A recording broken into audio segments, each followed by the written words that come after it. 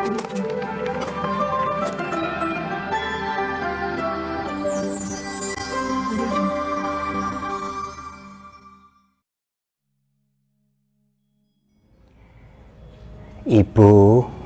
Bapak, Saudara semuanya yang berbahagia. Keyakinan terhadap hukum karma adalah keyakinan yang sangat penting bagi seluruh umat Buddha dari golongan yang manapun. Oleh karena keyakinan itu akan mengarahkan cara berpikir, berbicara, dan berbuat seseorang. Seseorang yang memegang keyakinan yang buruk, maka cara berpikirnya, berbicaranya, dan berperilakunya juga akan menjadi buruk. Akan tetapi, apabila seseorang mempunyai keyakinan yang benar, yang sesuai dengan the truth, kebenaran alami, maka keyakinannya itu akan membimbing sikap berpikirnya, pembicaraannya, dan perilakunya menjadi baik.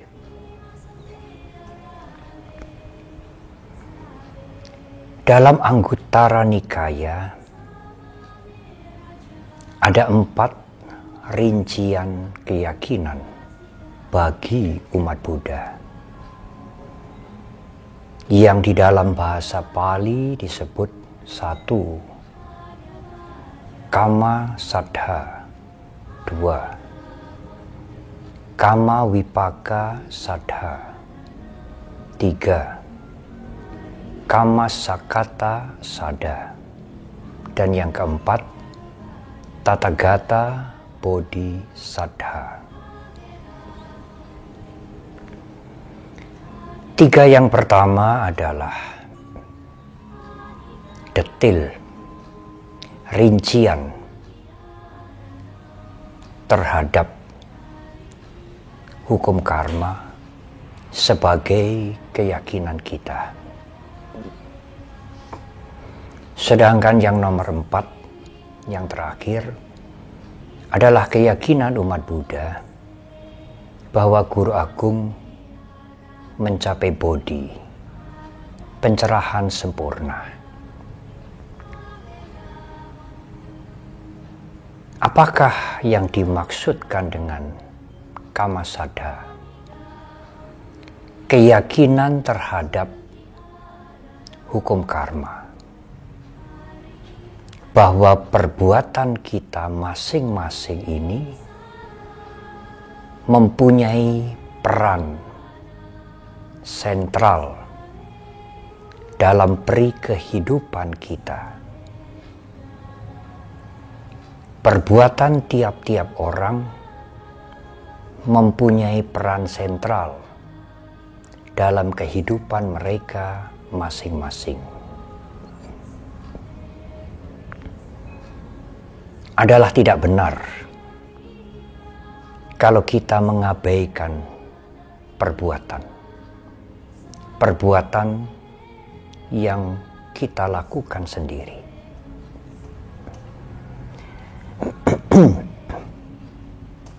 Dalam kalimat yang sederhana, apa yang kita capai, semuanya itu perbuatan mempunyai peran yang besar. Perbuatan menjadi faktor yang sangat menentukan. Sangat tidak mungkin apabila kita hanya berdiam diri, duduk-duduk saja, semua rencana yang kita rencanakan kemudian terjadi begitu saja. Sangat tidak mungkin. Peranan perbuatan dalam bahasa Pali kama atau karma dalam bahasa Sanskerta menjadi keyakinan awal bagi kita dalam keyakinan kita terhadap hukum karma. Yang kedua, kama wipakasada, keyakinan bahwa tiap-tiap perbuatan memberikan akibat. Perbuatan itu menjadi faktor yang penting dalam kehidupan kita. Karena perbuatan itu berakibat. Berakibat sekarang, juga berakibat kemudian. Perbuatan itu tidak hanya mempengaruhi atau berakibat terhadap orang lain, tetapi juga yang terbesar adalah berpengaruh dan berakibat kepada diri kita sendiri. Hal itu ditegaskan kemudian oleh Guru Agung kita pada nomor yang ketiga, kama sakata sada. Akibat itu pasti akan kita petik sendiri.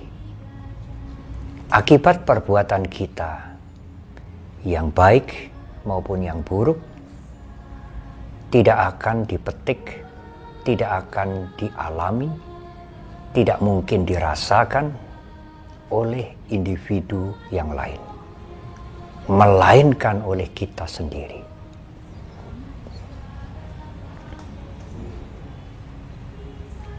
Ibu, bapak, dan saudara, sering ada pertanyaan, kemudian Bante,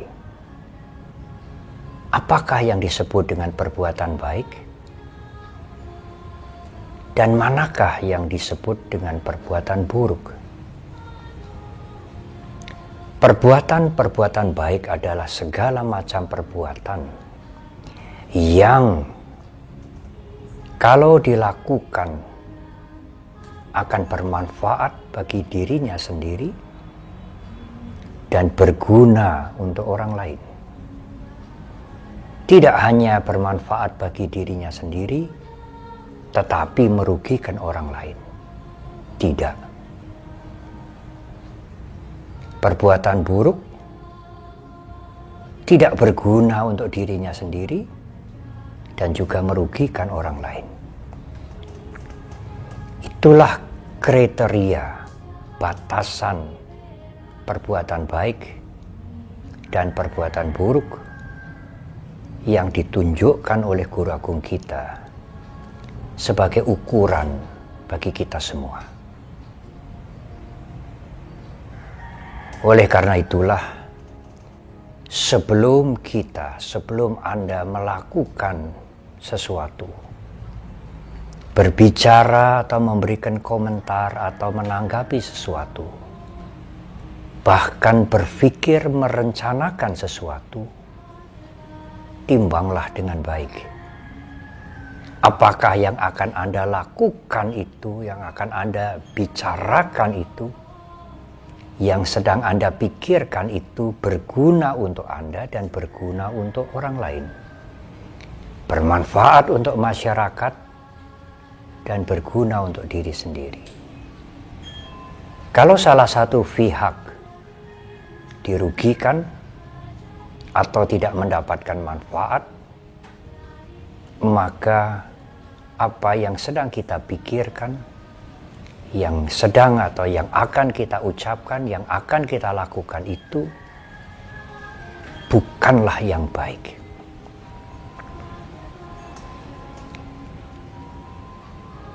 Ibu, bapak, dan saudara,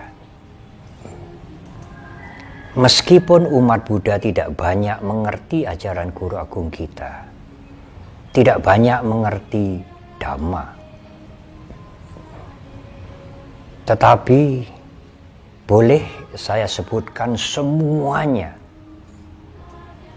mengerti hukum karma dan meyakini hukum karma. Bahwa perbuatan itu mempunyai peranan besar dalam kehidupan ini. Semua perbuatan itu berakibat. Dan akibat itu pasti datang pada kita. Meskipun ada faktor-faktor lain yang mempengaruhi kehidupan ini, seperti iklim, makanan, dan sebagainya. Tetapi faktor kamma atau karma, yaitu perbuatan, menjadi faktor yang sangat penting, bahkan yang sangat menentukan dalam kehidupan ini. Karma atau perbuatan kita sekarang, dan juga karma atau perbuatan-perbuatan kita yang sudah kita lakukan yang lalu. Tetapi, ibu, bapak, dan saudara, apakah kita cukup konsisten memegang keyakinan terhadap hukum karma itu dalam kehidupan kita sendiri sehari-hari? Apabila Anda sekalian, ibu, bapak, dan saudara, sedang mengalami hal-hal yang menyenangkan, yang baik, misalnya lulus ujian, diterima di pekerjaan yang cocok, usaha Anda maju, mendapatkan apresiasi, pujian, Anda menyadari, Anda berpikir, karma-karma atau perbuatan-perbuatan baik yang saya lakukan sedang berbuah. Tetapi, saudara-saudara semuanya, kalau Anda sekalian sedang mengalami sesuatu yang tidak menyenangkan, misalnya ada seseorang yang menyalahkan Anda, meskipun Anda sudah bekerja dengan tekun, jujur, dan hasilnya sangat baik. Atau mungkin seorang anak yang merasa sangat dibenci oleh orang tuanya sendiri. Atau sebaliknya, orang tua yang merasa selalu dimusuhi oleh anaknya. Pekerja yang selalu dicela oleh atasannya. Usahanya yang mengalami rintangan, gangguan, dan lain-lain. Apakah Anda menyadari, meyakini bahwa hal-hal yang tidak baik itu adalah karma-karma yang tidak baik yang pernah Anda lakukan, yang sedang berbuah? Itu amat sulit.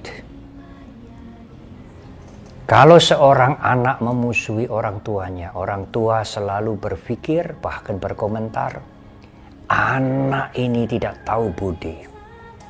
Buruk sekali meskipun itu anak saya sendiri. Demikian sebaliknya. Kalau orang tua selalu memojokkan anaknya, anaknya akan berkomentar dengan penuh kemarahan, bahkan kebencian. yang luar biasa. Bahwa orang tua ini tidak mempunyai moral. Tidak menyadari bahwa yang dimusuhi itu anaknya sendiri.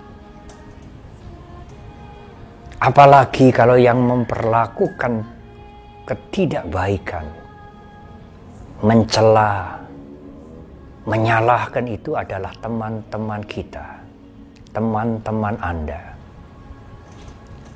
Anda hampir tidak mengingat hukum karma. Tetapi yang muncul dalam pikiran Anda, yang muncul dalam komentar Anda, biasanya adalah pantas mereka orang-orang buruk, orang busuk, orang jahat, iri hati, tukang fitnah. Kita harus menuntut dia. Saudara-saudara, ibu bapak sekalian, di mana keyakinan kita, di mana keyakinan Anda terhadap hukum karma?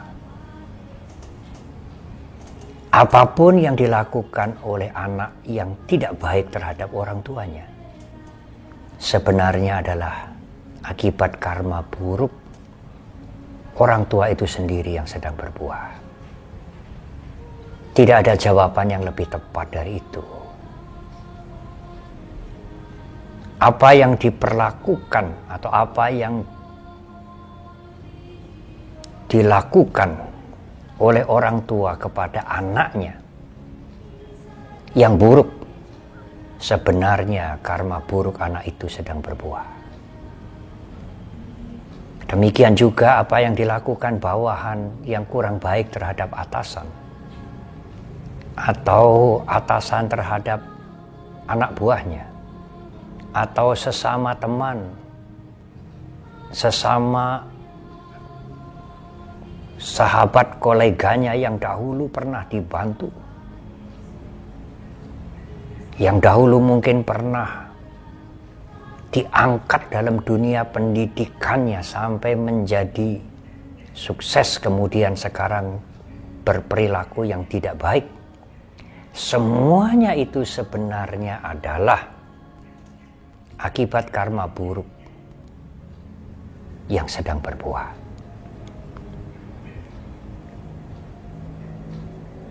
Kalau ibu bapak dan saudara mengerti Dhamma dan meyakini hukum karma, janganlah pertama-tama menyalahkan orang lain, tetapi menyadari ke dalam ini bahwa akibat karma burukku sendiri sedang berbuah. Kalau bukan akibat karmaku sendiri, tidak mungkin aku mengalami seperti ini.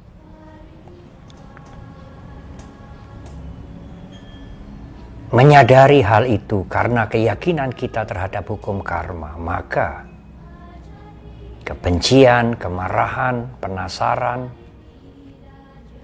akan menurun.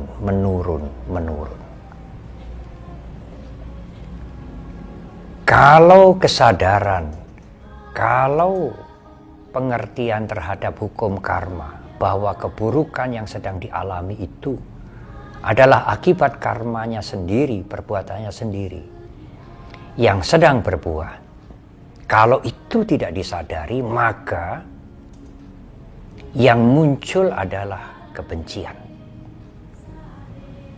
yang berkembang menjadi kemarahan dan ingin membalas apa yang dilakukan itu. Menimbulkan ketegangan mental yang luar biasa, bukan menenangkan. Membalas kemarahan dengan menuntut mereka secara hukum atau dengan cara yang lain sebenarnya adalah kejahatan juga. Perilaku buruk yang sedang dimulai. Seseorang sedang mengalami, sedang memetik akibat karma yang buruk, tetapi pada saat itu juga menanam yang buruk yang baru. Alangkah sayangnya. Tetapi kalau kita bisa menyadari bahwa yang buruk-buruk, apakah fitnah, apakah celaan, apakah makian, apakah gosip, yang sedang kita terima, yang sedang kita alami itu adalah akibat dari perbuatan buruk kita sendiri, maka batin ini menjadi tenang. Sulit memang menerima, tetapi harus dicoba dan harus dilatih, karena hukum karma itu sudah menjadi keyakinan kita. Keyakinan Anda, keyakinan kita, bukan yang lain. Yang buruk-buruk itu adalah akibat dari perbuatan buruk kita sendiri, bukan dari sebab yang lain. Kalau nanti batin kita, batin Anda sudah tenang, tidak dibakar oleh kebencian dan kemarahan, solusi yang akan Anda tempuh untuk menghadapi anak Anda, orang tua Anda, teman Anda, akan menjadi lebih bijak. Karena solusi itu muncul dari kasih sayang. Kita merasa kasihan mereka-mereka yang berbuat buruk kepada kita, karena mereka pun suatu saat nanti akan memetik akibat dari perbuatannya sendiri itu. Cobalah renungkan ini, saudara-saudara, ibu bapak sekalian. Saya banyak menjumpai umat Buddha sendiri yang begitu marah, begitu panas hati, meluap-luap, sulit untuk menguasai dirinya karena sedang mengalami hal-hal yang tidak menyenangkan. Dari keluarga, dari suami, dari istri, dari karyawan, dari teman, dari sesama umat Buddha, dari pimpinan tempat mereka bekerja, dari kolega mereka, dan lain-lain. Seolah-olah keyakinan mereka terhadap hukum karma itu lenyap. Yang ada hanyalah marah-marah, kebencian yang meluap-luap, merasa dirinya sama sekali tidak bersalah, benar sebenar-benarnya. Pihak lain itulah yang salah, yang harus diberantas, bahkan mungkin harus dihancurkan. Sikap seperti ini bertolak belakang, berkebalikan kalau seseorang meyakini dan menggunakan keyakinan itu di dalam keseharian. Apapun yang tidak menyenangkan, apapun kepedihan yang dirasakan, apapun situasi yang sulit, ini adalah karma buruk yang saya lakukan dalam kehidupan, dalam masa yang lampau sedang berbuah. Saya menerima. Tidak ada pilihan lain. Karena semuanya ini juga tidak kekal. Saya tidak menyalahkan orang lain, karena akibat ini akibat dari perbuatan yang saya sendiri lakukan. Alangkah indahnya sikap seperti ini, dan itu adalah praktek Dhamma dalam kehidupan nyata sehari-hari. Saudara, ibu bapak sekalian, ada satu cerita seorang umat Buddha menjadi karyawan dalam satu perusahaan yang besar. Umat Buddha ini dipercaya oleh direkturnya, oleh atasannya, karena menganggap kalau umat Buddha ini biasanya baik, jujur, rajin, melakukan pekerjaan dengan sungguh-sungguh. Tetapi harapannya yang tinggi itu ternyata meleset. Umat Buddha ini korupsi. Memang dari kecil, tetapi karena merasakan enak, kemudian korupsinya menjadi lebih besar, lebih besar, lebih besar. Dan berlangsung cukup lama. Karena korupsinya menjadi lebih besar, dia merasakan kenikmatan dalam berkorupsi itu, keserakahannya menjadi lebih besar juga. Korupsinya semakin besar. Akhirnya terbongkarlah. Dan karyawan ini dipecat. Meskipun tidak sampai dituntut atau dipolisikan. Teman-temannya kasihan. Suatu hari teman-temannya itu datang ke tempat karyawan yang dipecat ini untuk menengok. Tentu maksudnya memberikan semangat untuk bangkit kembali. Di rumahnya, teman-teman yang menengok ini ditemui oleh ibu dari temannya yang dipecat itu, dan tentu juga temannya itu menemui mereka.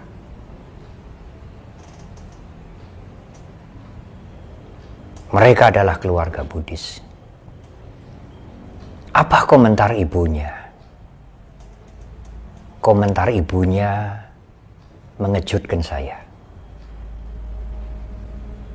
Sebenarnya, sekali lagi sebenarnya, kalau keluarga itu mengerti Dhamma, meyakini hukum karma,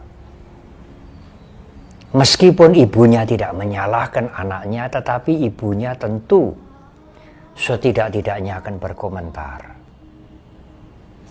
Iyalah nak, ibu menasehati anak ibu supaya lain waktu berhati-hati, sehingga kejadian seperti ini tidak berulang kembali. Kita memberikan semangat pada dia untuk bangkit kembali. Apakah ibu itu mengatakan seperti itu? Tidak. Ibu ini memberikan komentar kepada teman-temannya yang sedang menengok itu. Iyalah nak, anak ibu ini sedang dicoba. Anak ibu ini sedang diganggu oleh Mara. Kasihan dia. Komentar itulah yang membuat saya terkejut. Pada waktu anak-anak yang menengok temannya yang dipecat itu bercerita kepada saya. Saya berpikir, siapakah yang mencoba oleh anak yang dipecat karena korupsi itu? Ibu itu juga menyinggung digoda oleh Mara. Mara itu dalam hal ini, dalam pengertian ibu itu, seperti setan dalam pengertian umum di masyarakat. Anaknya sedang digoda Mara, digoda setan, sehingga korupsi dan kemudian dipecat. Ibu, bapak, dan saudara, sebenarnya yang sedang mencobai anaknya itu sehingga korupsi, siapa? Yang sedang mencobai anaknya itu sehingga dia korupsi, melakukan perilaku yang buruk sehingga kemudian dipecat. Yang mencobainya adalah keserakahannya sendiri. Pikiran yang sedang dirasuki keserakahan pikiran yang sedang dirasuki kenikmatan atas keserakahan itulah yang mencobai dia sehingga berulang-ulang korupsi. Dan keserakahan itulah marah. Kalau misalnya anak itu dipolisikan dan anak itu mengatakan, "Pak, aku ini digoda marah kok Pak, digoda setan sehingga aku korupsi. Marah itulah yang memprovokasi aku." Apakah alasan itu bisa diterima oleh polisi, Ibu, Bapak, dan Saudara? Polisi juga tidak bisa menangkap marah atau setan. Keyakinan mereka, keyakinan seseorang terhadap hukum karma akan menjadi luntur seperti lenyap pada saat seseorang itu menghadapi hal-hal yang buruk. Kesulitan, hinaan, cacian, celaan, meskipun sudah bekerja dengan baik. Apakah di kantor, apakah di organisasi, apakah di yayasan, apakah di pabrik, apakah di wihara, meskipun sudah bekerja dengan baik, jujur, sungguh-sungguh, mengabdi sungguh-sungguh, tetapi kemudian dicela. Sadari dan terimalah, akibat perbuatan buruknya sendiri sedang berbuah.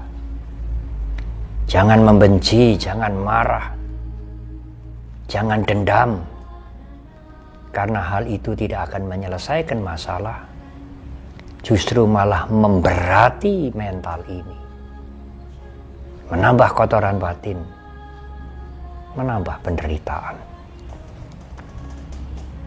Maafkan mereka dengan kasih sayang. Karena mereka melakukan, dia melakukan, sebenarnya melakukan hal-hal yang buruk. Kita mengerti itu. Maafkan mereka dengan kasih sayang. Semoga mereka mengerti apa yang dia lakukan itu tidak benar. Menyadari bahwa apa yang dia lakukan itu tidak benar.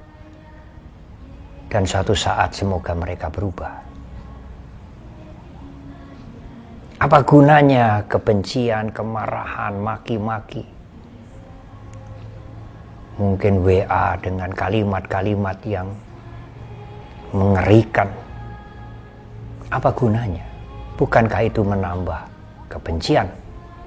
Menambah akusala kama, perbuatan yang buruk?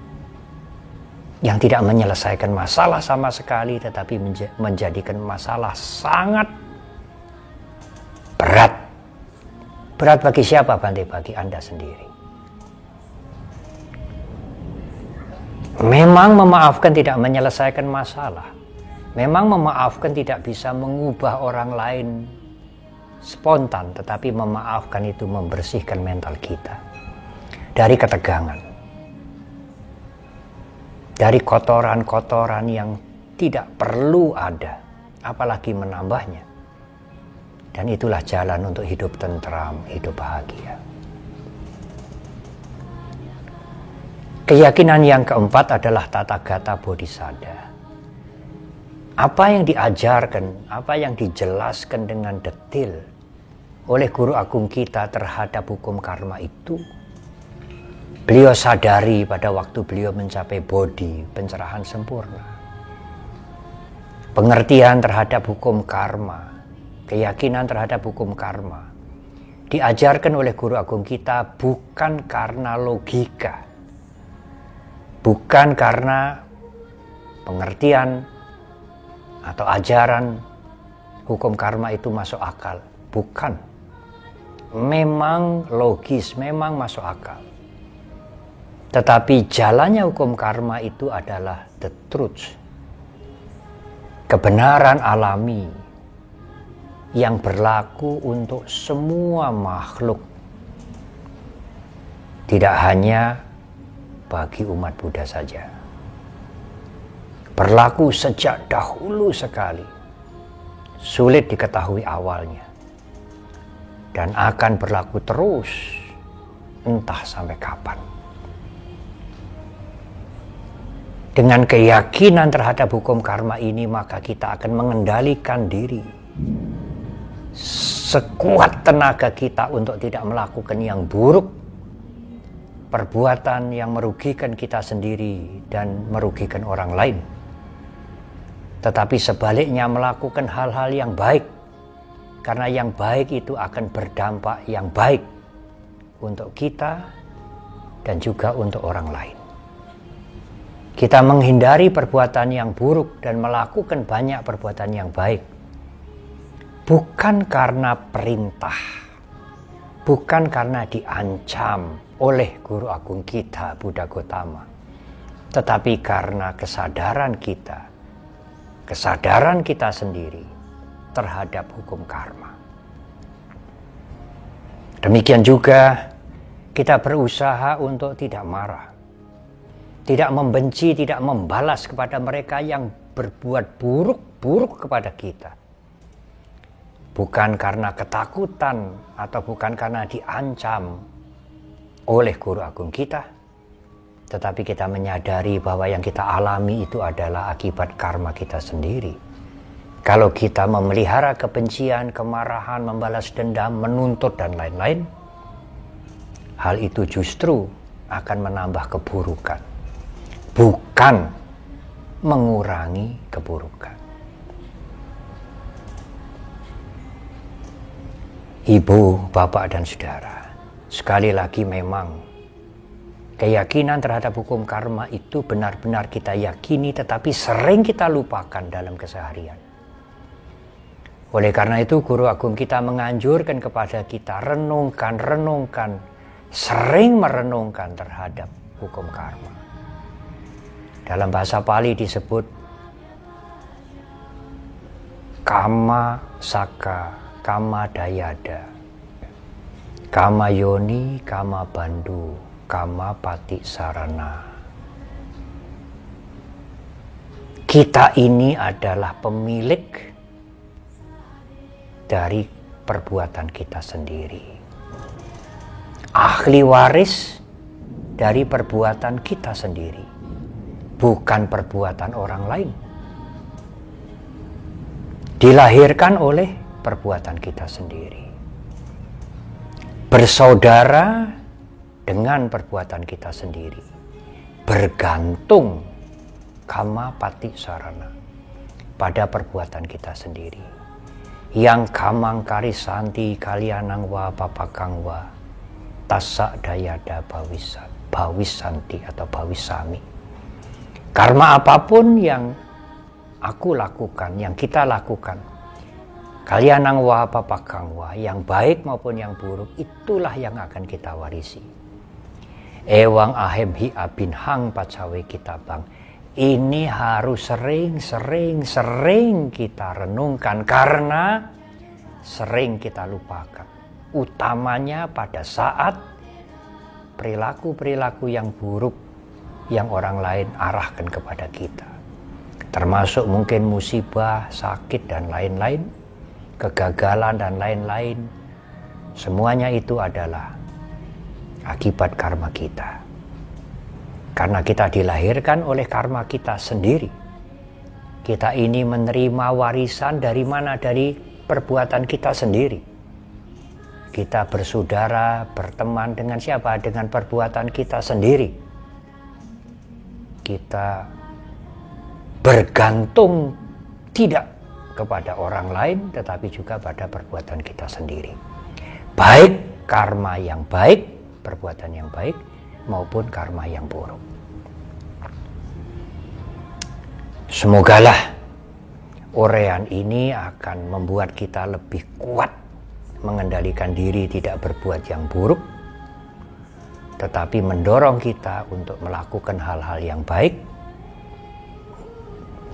menjadi tenang pada saat menghadapi hal-hal yang tidak menyenangkan, UPK tenang, sehingga kita tidak kehilangan keseimbangan, tetap mempunyai ketentraman dalam kehidupan ini, mengurangi penderitaan, sehingga hidup kita menjadi lebih bahagia. Terima kasih.